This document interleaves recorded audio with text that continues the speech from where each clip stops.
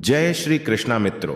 कभी आपने शांत रातों में टिमटिमाते तारों को देखते हुए स्वयं से यह सवाल किया है कि यह जो जीवन की धारा बह रही है, जिसमें मैं कभी तैरता हूं कभी डूबता हूं, क्या यह मेरे अपने हाथों के प्रयास का परिणाम है या केवल उस अदृश्य शक्ति का लिखा हुआ विधान जिसे हम भाग्य कहते हैं?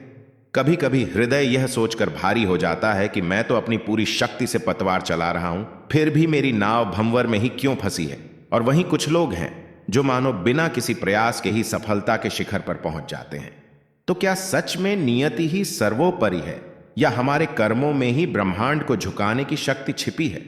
आज की यह गाथा आपको दो अलग अलग युगों की यात्रा पर ले जाएगी। एक कहानी उस काल की है जब राजा पृथ्वी पर ईश्वर का प्रतिबिंब माने जाते थे, और दूसरी कहानी इस भाग दौड़ भरी आधुनिक दुनिया का एक जीवंत चित्र है। परंतु इन दोनों कहानियों के धागे एक ही सत्य से जुड़े हैं, भगवान श्री कृष्ण की वह अमर शिक्षा जो समय से परे है। यह बात बहुत पुरानी है।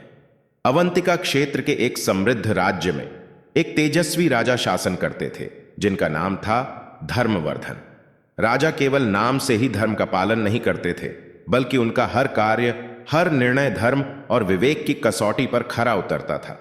वह प्रजापालक थे, ज्ञानी थे, और सबसे बढ़कर मुरली मनोहर श्री कृष्ण के प्रति उनकी आस्था अटूट थी।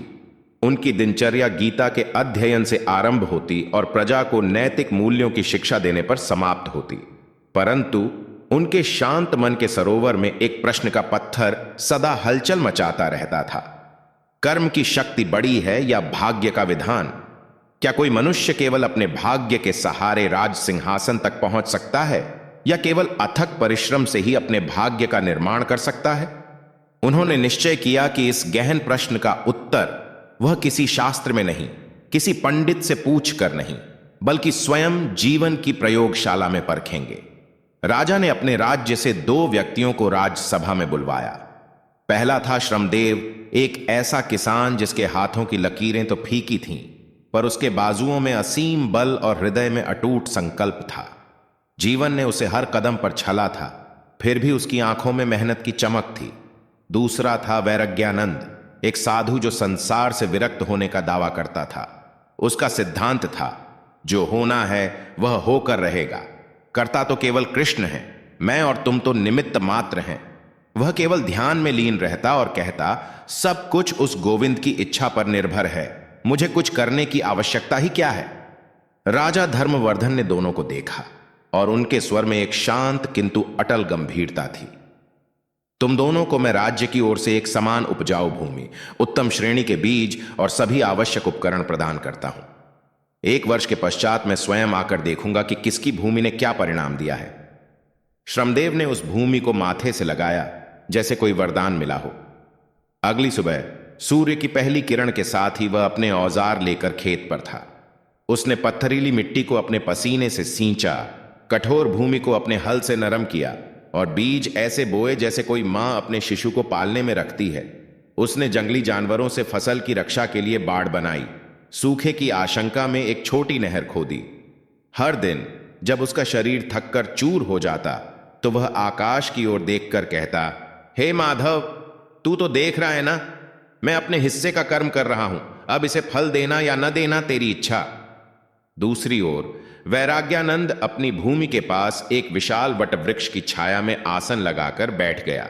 वह कहता, यदि मेरे भाग्य में अन्न के दाने लिखे हैं तो वे स्वयं धरती का सीना चीर कर बाहर आ जाएंगे। मुझे व्यर्थ का श्रम क्यों करना। वह आंखें मूंद कर ध्यान में खो जाता और मन ही मन सोचता, कृष्ण ही बीज हैं, कृष्ण ही जल हैं और कृष्ण ही फसल हैं। वे स्वयं सब कर लेंगे। 1 वर्ष का चक्र पूरा हुआ। राजा धर्मवर्धन दोनों के खेतों का निरीक्षण करने पहुंचे। श्रमदेव का खेत सोने की बालियों से लहलहा रहा था। हवा के झोंकों से फसलें ऐसे झूम रही थीं मानो प्रकृति स्वयं उसके अथक परिश्रम को झुककर प्रणाम कर रही हो। वहीं वैराग्यानंद की भूमि पर केवल धूल और कांटों का वीरान मंजर था। सूखी फटी हुई धरती अपनी बदहाली की कहानी सुना रही थी। राजा धर्मवर्धन के होठों पर एक रहस्यमयी मुस्कान उभरी। उन्होंने कहा, कृष्ण यही तो अपनी गीता में समझाते हैं। वैराग्यानंद, तुम कृष्ण पर निर्भर रहने की बात करते हो, परंतु कृष्ण तो अर्जुन के सारथी तब बने जब अर्जुन ने स्वयं गांडीव उठाने का संकल्प लिया। जो व्यक्ति कर्म के मैदान में उतरता ही नहीं, वह कृष्ण को अपनी निष्क्रियता का दोष क्यों देता है? श्रमदेव ने विनम्रता से सिर झुकाकर कहा, महाराज, मैं बस इतना जानता हूं कि जब मैं अपने हाथों से मिट्टी को संवार रहा था, तब मेरा भाग्य भी संवर रहा था। ईश्वर की कृपा उन पर बादलों की तरह बरसती है जो स्वयं अपने जीवन को कर्म के पसीने से सींचने का साहस करते हैं। यह केवल एक प्रयोग नहीं था, बल्कि उस युग के लिए एक जागृति का संदेश बन गया। पूरे राज्य में यह बात आग की तरह फैल गई कि भाग्य का दीपक वहीं जलता है जहां कर्म की मशाल उसे जलाने का प्रयास करती है। अब चलते हैं आज के युग में। हिमालय की गोद में बसा एक गांव था, शांतिवन। गांव अपनी प्राकृतिक सुंदरता के लिए प्रसिद्ध था, पर उससे भी अधिक सुंदर थी वहां की एक दोस्ती, विजय और संजय की। दोनों एक ही आंगन में खेले थे, एक ही पाठशाला में पढ़े थे और एक ही आसमान के नीचे बैठकर अनगिनत सपने देखे थे। वे एक ही आत्मा के दो हिस्से थे, पर जैसे जैसे समय की नदी आगे बही, उनके विचारों के किनारे अलग होते गए। विजय का अटूट विश्वास था, जो करेगा वही भरेगा। इंसान अपने कर्मों से ही अपना भाग्य लिखता है। वहीं संजय कहता, अरे यार, जो किस्मत की किताब में लिखा है वही मिलना है, मेहनत करके खुद को क्यों थकाना। दोनों युवा हुए। जीवन ने उन्हें अलग अलग रास्तों पर खड़ा कर दिया। विजय ने गांव के मोड़ पर एक छोटी सी चाय की टप्परी शुरू की। वह सिर्फ चाय नहीं बेचता था, अपनी हर प्याली में मेहनत का स्वाद और अपनी मुस्कान में रिश्तों की मिठास घोलता था। हर सुबह वह अपनी दुकान को ऐसे सजाता जैसे कोई मंदिर हो। रात को जब थक कर घर लौटता तो कृष्ण की तस्वीर के आगे हाथ जोड़कर कहता, हे नंदलाल, मैं तो बस दिया जला रहा हूं, इसमें तेल डालते रहना तेरा काम है। धीरे धीरे विजय की मेहनत रंग लाई। चाय की टपरी एक छोटे से ढाबे में बदली, ढाबा एक किराने की दुकान में, और फिर एक दिन उसने एक बड़ा रेस्टोरेंट खोल लिया। आज वह अपने गांव के गरीब बच्चों के लिए एक स्कूल भी चलाता है।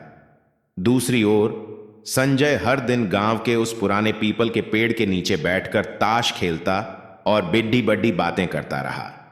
देखना, एक दिन मेरी भी लॉटरी लगेगी, वह कहता। वह दूसरों की सफलता से जलता, अपनी असफलता के लिए व्यवस्था को कोसता, लेकिन स्वयं एक तिनका उठाकर रखने का प्रयास नहीं करता। समय पंख लगाकर उड़ता रहा। विजय गांव का आदर्श बन गया और संजय उस पीपल के पेड़ का एक स्थायी मुरझाया हुआ साया। एक दिन विजय पुरानी यादों को ताजा करने के लिए उसी पीपल के पेड़ के पास पहुंचा। संजय वहीं बैठा था, बूढ़ा, थका हुआ, लेकिन उसकी आंखों में वही पुरानी लापरवाही और शिकायतें थीं। विजय ने मुस्कुराकर पूछा, कैसे हो संजय भाई? संजय ने एक लंबी सांस खींचकर कहा, कैसा हूं?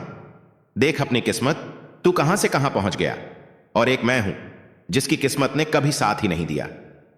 विजय उसके पास बैठ गया और उसका हाथ थामकर धीरे लेकिन स्पष्ट स्वर में बोला, संजय, किस्मत उस सोए हुए शेर की तरह है जिसे जगाने के लिए कर्म का हंटर चलाना पड़ता है। मैंने गीता में पढ़ा था, श्री कृष्ण कहते हैं, कर्मण्यवाधिकारस्ते मां फलेषु कदाचन। इसका अर्थ लोग गलत समझते हैं।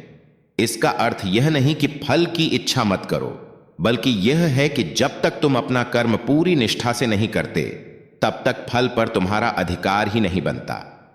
विजय जानता था कि भाग्य और कर्म जीवन की गाड़ी के दो पहिए हैं, लेकिन अगर एक पहिया कर्म जाम हो जाए तो दूसरा पहिया भाग्य अकेले गाड़ी को 1 इंच भी नहीं हिला सकता।